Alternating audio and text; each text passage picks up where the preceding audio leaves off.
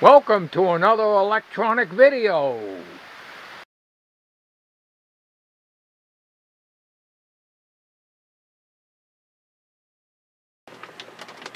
Good rainy morning to you all. How you doing out there? Yes, another electronic video, but this is more of a show you what I've done on this HP 400H AC voltmeter. I want to bring your attention to a little tag that's up on top of the cabinet, and it's nothing special, but it's original to the piece of equipment.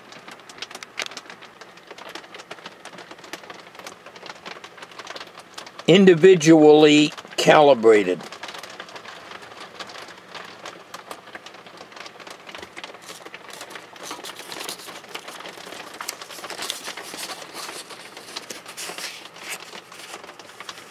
I'm not going to bother having you read that. There's nothing really important there, but I just wanted to show you that that is attached to the cabinet. Alright, let me show you what I've done on the unit yesterday off camera.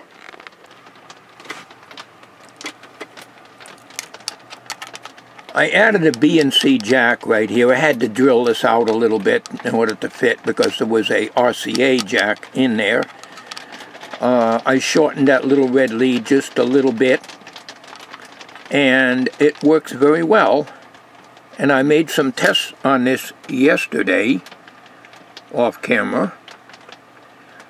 I had no way of putting in a calibrated AC voltage because I don't have anything calibrated that would go into here. The only thing I do have is my function generator, which I have used and fed a signal in, but there's no way to tell what the actual calibrated voltage is coming out of either one of those function generators, of which there are two right here, and I've used both of them. It was not very hard to get this, I got this off, and it wasn't very difficult at all to get at the backside. The hardest part is I couldn't use my my little wrenches, because the biggest one I have here on the ignition set that I had back in the late 60s that I bought from Sears, the biggest size is 7/16, and the nut size is 1/2 inch, so I had to use a 1/2 inch wrench out of my regular toolbox in the big shed. And it's an awful tough time getting it because of this lip here. I didn't have a wrench that was offset.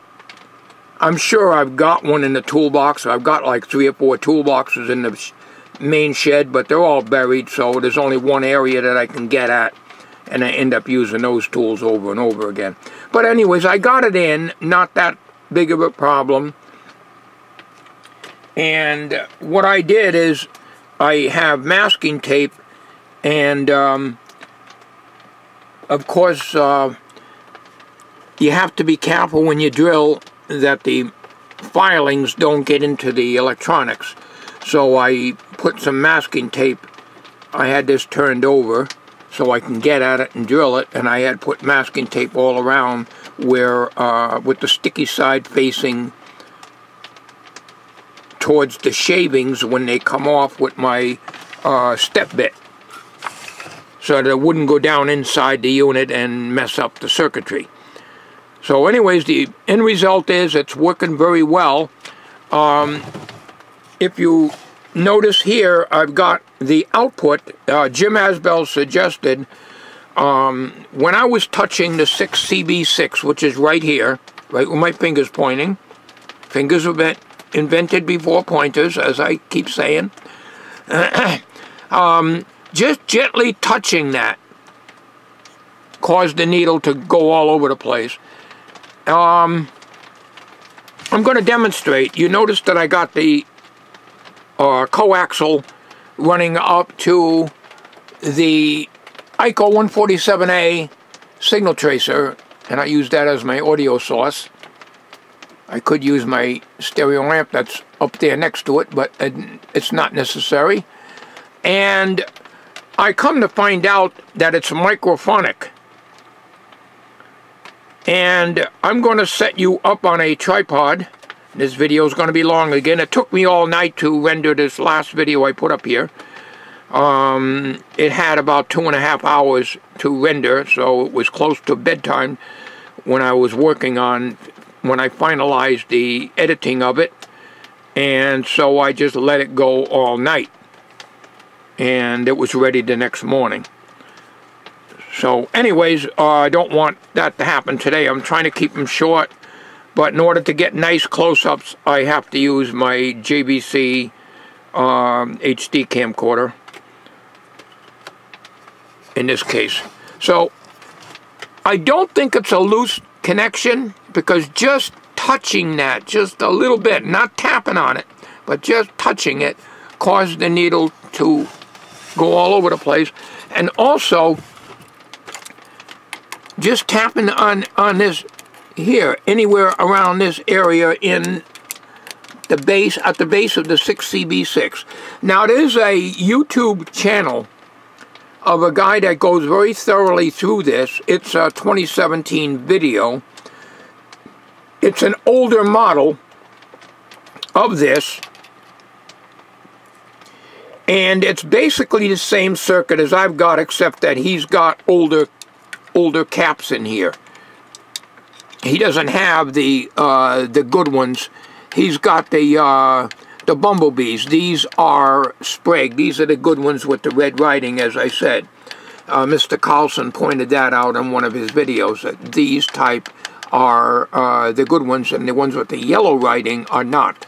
So somebody had suggested recapping this. No, it works good.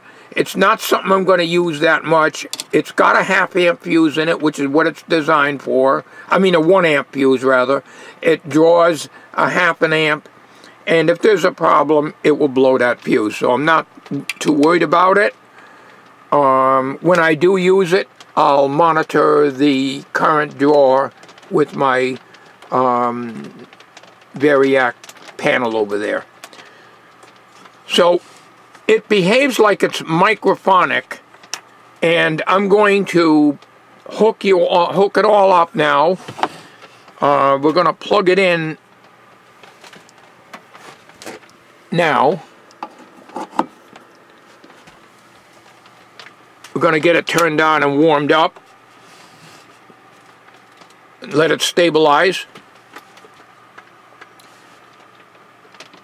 Now, this probe here, Jim told me just to throw it away. It's not the right one, and I cut off the RCA plug at the end. I don't think these things came with probes. You feed a signal into here. This is the input.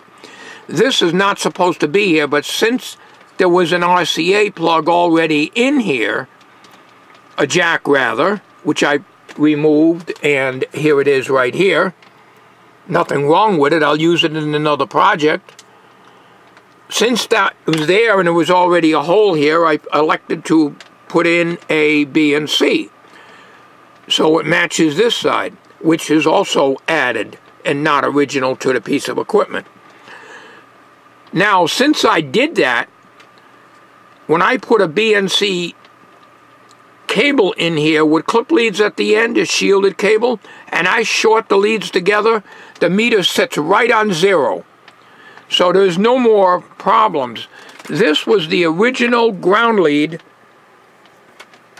that was on that lousy probe. You can see it's a good 4 feet long. And when I shorted that to the tip of this, it didn't do anything hardly.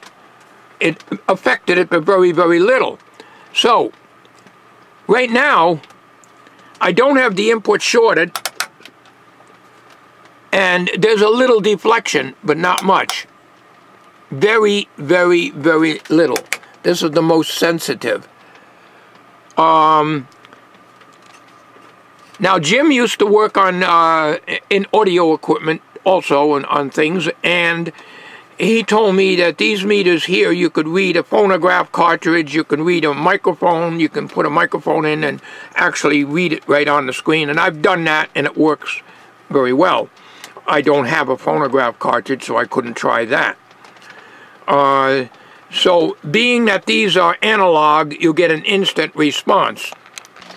I got my ICO 147A audio input.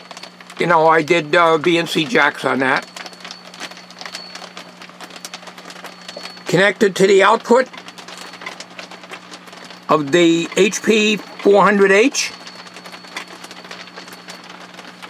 The ICO 147A, hear that feedback?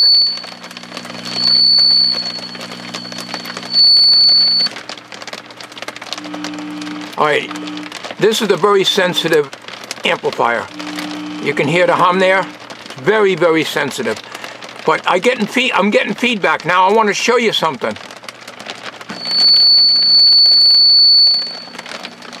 And in order for me to do that, I can't hold the camera and show you the meter reading, so I'm going to put you down on a tripod. Hang on. Okay, folks. Got my pen here. Now note the meter. I'm down to the most sensitive area. There's no input coming in here. What we were doing, the way this thing is designed from what I've been reading and watching on video, you put in a signal in here and you can monitor it by way of an oscilloscope out here or an audio amplifier. Now, I'm going to turn up the volume on the ICO 147A. Watch the needle.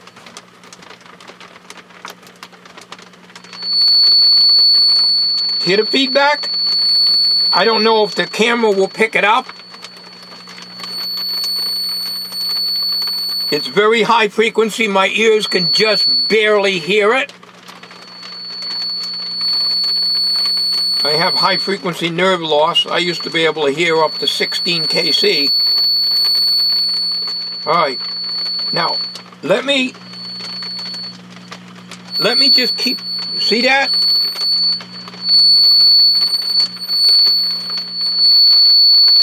I'm trying to show you microphonic, but in order to do that, listen to that. I'm tapping very gently on the 6CB6 tube shield. Microphonic. Okay, now, I think you can see that. This is the bottom of the 6CB6.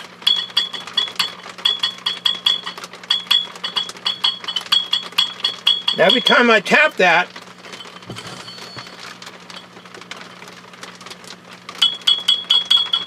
see the needle? Anything around the 6CB6. Now, the other tubes that are near it, I'm tapping on another 6CB6, which is, and I'm sorry, I gotta get my magnifier in here. V3. V3 is probably the second stage. This tube here, the first one I tapped on, is your input. Your attenuator is a stepped attenuator, and this is the input stage. The first stage, the most gain. Okay? Pulling the shield off of this 6CB6. Now the shield is off. Very gently. I am very gently touching that tube. Very, very gently. I'm not banging it all hard. Now if I turn the gain up on the ICO 147A, it'll squeal, but I will turn it up just a wee bit.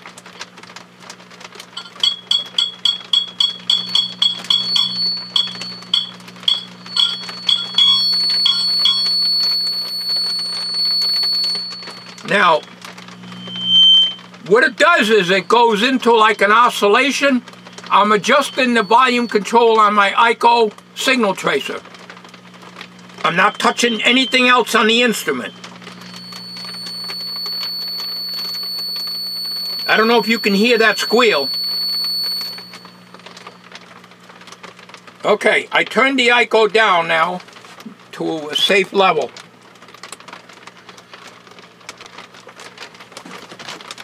Alright, I'm going to put the tube shield back on.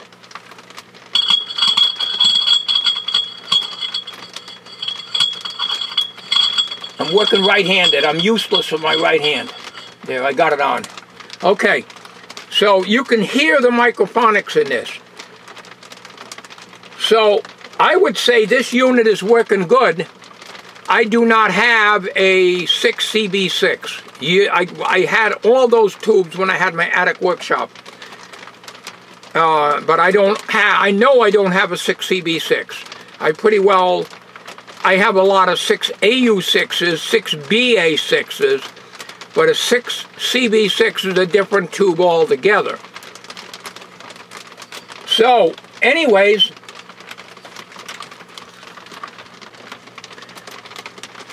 that's the story there. We turn this up a little bit and give you a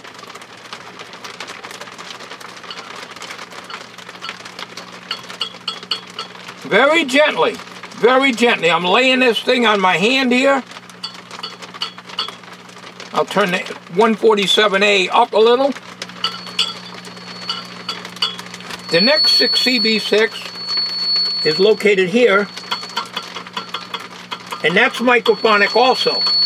But we turn this down again to stop that squealing. It's a possibility that tapping on this tube could just be inducing vibration, and this might be the culprit. The only real way I'm going to find out is to get another 6CB6 and put it in here. I may in the future. I'm not going to worry about it now, but the thing is, when you tap on the case, let's do that. Turn the ICO up. See?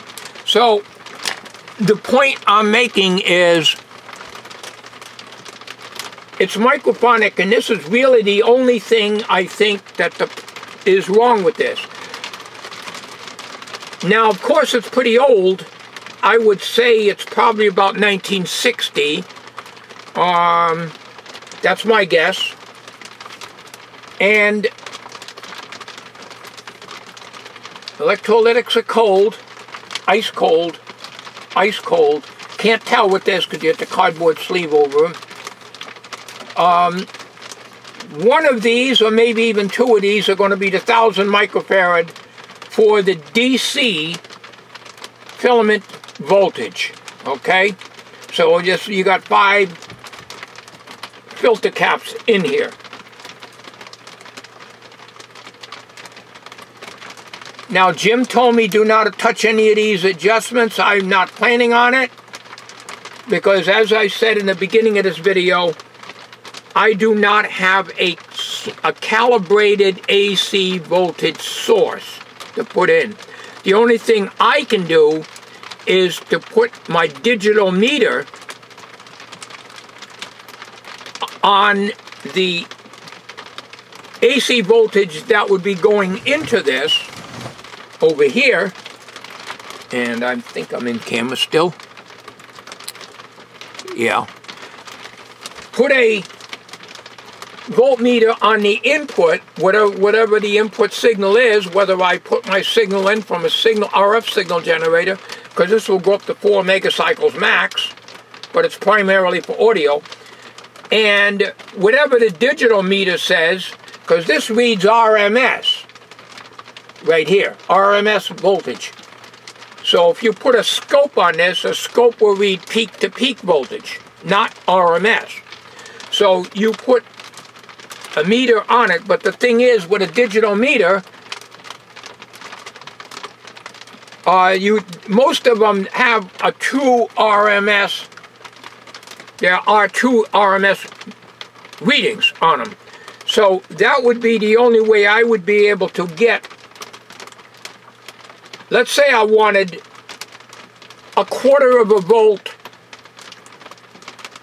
RMS going in here. A 1/4 of a volt, 0.25 of a volt. Okay? Then I could compare that with the reading up here. As far as the dB is concerned, I don't understand it. I never did. I mean, when you say something is down 3 dB, you can try to teach me all day long about that. I don't understand it. All I know is when it's down, it is down so many dBs. But to actually use it in practice, I don't know. I do things the simple way. I do things by experimentation. I do not use calculations. I don't know how to do them. I trial and error is the way I do it. So like I say, 0.001 volt, I think it's either 1 microvolt, Jim told me, but I got a mind like a sieve. You can tell me all day long. Unless I write it down and I keep referring to it and keep going back, it'll eventually sink in.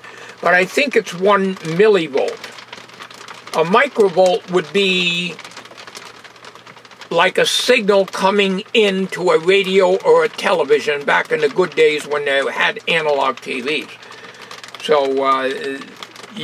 those signals are in the microvolt range. So we're dealing with millivolts. So a phono cartridge would put out so many millivolts. So if you got the specifications on a phono cartridge that when you put it on a record and on a test record, which I used to have years ago, and you're feeding in 1,000 cycles per second, I'm from the old school, CPS, cycles per second, and it's got so many millivolts output, that I can relate to, never mind the dB, I can't relate to that, and read it on here. So this meter is perfect for something like that. But how often would I use it? Not that much. You may say, well, why don't you scrap it and make the power supply? No way in hell would I do that. This is too good to strip down. So a power supply is still in the future. It will be made, but it's not going to be made from this cabinet. You can see, as I said, the way the cabinet is. I would have to gut the whole thing and have just the front panel. Then I just got zapped. A little tingle from reaching over on the side, no problem. I wasn't careful. You see this tube right here? I don't know if you can see that. Damn eyesight. It's a 5630